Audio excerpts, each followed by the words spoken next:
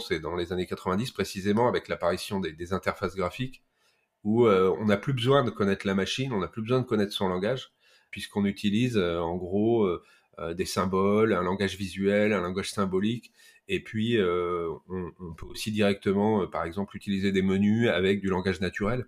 Donc on a une sorte de surcouche sur le code qui permet de finalement interagir avec la machine sans connaître son fonctionnement interne. Ça devient une sorte de boîte noire.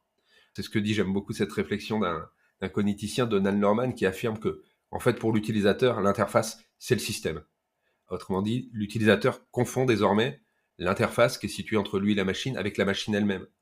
Il voit pas le code et encore moins les composants matériels qui conditionnent le fonctionnement de la machine. Donc tout ça, ça contribue finalement à l'éloigner progressivement un petit peu du fonctionnement interne de la machine. Et j'allais dire, évidemment, là, c'est pas l'interface qui est invisible à proprement parler, c'est le système.